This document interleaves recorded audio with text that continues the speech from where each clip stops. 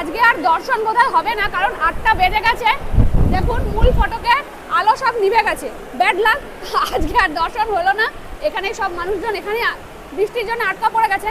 কালকে তো ডেফিনেটলি আসবো, দর্শন করেই যাব। এসেছি যখন, সেটা আজই হোক বা কালকে। অসম্ভব বৃষ্টি হচ্ছে এত জোরে, ওই সব বন্ধ করে দিয়েছে, কিছু করার নেই। চলুন আপনাদের সাথে যদি আজকে সম্ভব হবে না, কালকে তাহলে আপনাদের সাথে শেয়ার করব, তাই না?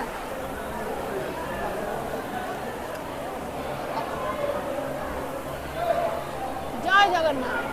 বৃষ্টি এখন কমেছে। আমি প্রথম ফটক থেকে দ্বিতীয় ফটকে এলাম, আর যেখানে রয়েছেন বিষ্ণু, স্বয়ং বিষ্ণুর মূর্তি রয়েছে।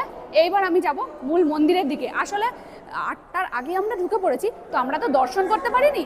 সেই কারণে মন্দির এখনো এই কটা মানুষের জন্য দর্শন করার জন্য এখনো রয়েছে। চলুন ঢুকছি গর্ভগৃহে।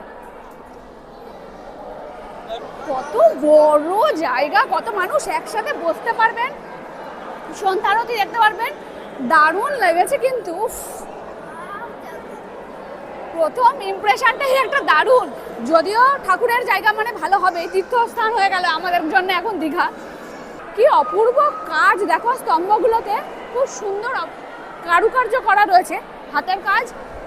আর এত সুন্দর করে লাইট দিয়ে ওপরটা সাজানো হয়েছে, মানে আলোটা এত সুন্দর লাগছে, কালার কম্বিনেশনটা, আলোটা খুব ভালো খেলেছে, দারুণ লাগছে কিন্তু।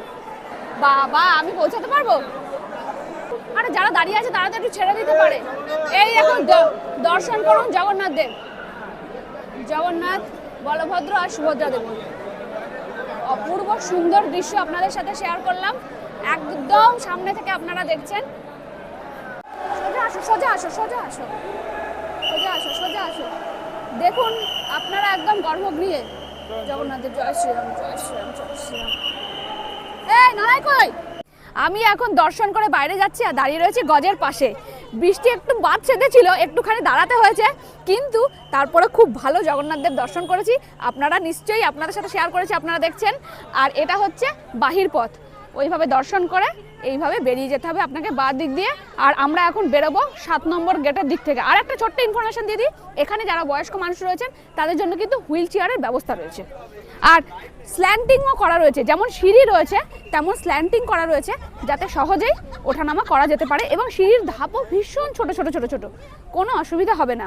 আর এখানে আরেকটা জিনিস আমার খুব ভালো লেগেছে, প্রশাসন ব্যবস্থা কিন্তু খুবই ভালো, মানে ভীষণ কোঅপারেট করছেন। আমার সাথে মা আছে, সেই জন্য বলছি আর কি, বয়স্ক মানুষরা নিশ্চিন্তে আসতে পারেন।